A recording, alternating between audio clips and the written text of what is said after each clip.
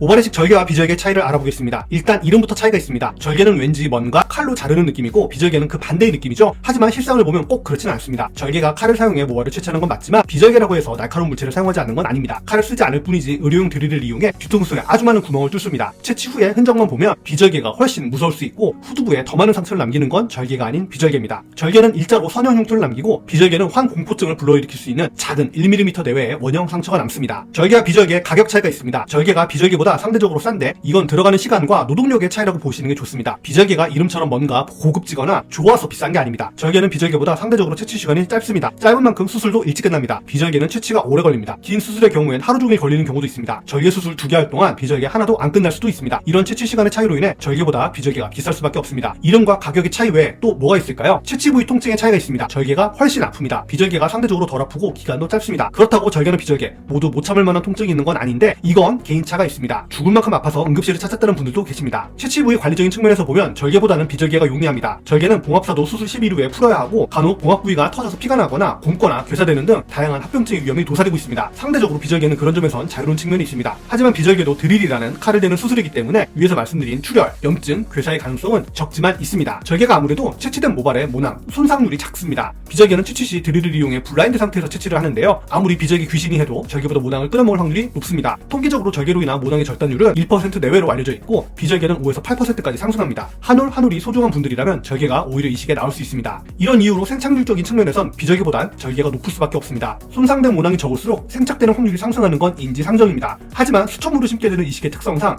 정말 인지되는 생착률의 차이는 거의 없게 되죠. 그리고 비절개의 경우 채취할 때 머리카락을 2mm 내외로 잘라야 하기 때문에 머리카락의 컬, 즉 머리카락이 휘는 방향을 캐치할 수 없습니다. 비절개로 심었을 때는 머리카락이 자라나는 방향을 알 수 없어서 나중에 생착되고 나면 곱슬처럼 보일 확률이 상승합니다. 만약 다회차 이식을 해야만 하는 분들이라면 1차에 절개를 하고 2차 비절개를 하는 방식이 좋습니다. 원장님들마다 다양한 견해가 있을 수 있지만 보통 1차에 비절개를 해버리면 2차 절개로 얻을 수 있는 모발의 수가 적게 되고 대량모 이식이 아무래도 모낭 절단율이나 손상률이 작은 절개가 유리하기 때문에 1차 절개가 유리한 측면이 있습니다. 하지만 두피가 너무 단단하거나 질겨서 절개가 근본적으로 어려운 분들이라면 비절개를 선택해야 하고 곱슬이 너무 심해서 비절개 채취 모낭 절단율이 상승할 것으로 예상되는 분들이라면 아무래도 절개를 선택하는 게 좋습니다. 채취의 방식은 가격적인 측면, 두피의 단단한 측면, 환자의 선호도, 이식 부위 넓이 등 종합적으로 고려해 선택해야 하는 아주 중요한 부분이 되겠습니다. 마지막으로 제일 미운 분들은 수술날 갑자기 절개에서 비절개로 혹은 비절개에서 절개로 수술 플랜 변경을 하시는 분들은 그나마 괜찮은데 절개하기로 상담 다 마쳤는데 수술날 갑자기 본인은 절개 아니고 비절개라고 우기는 분들 정말 밉습니다.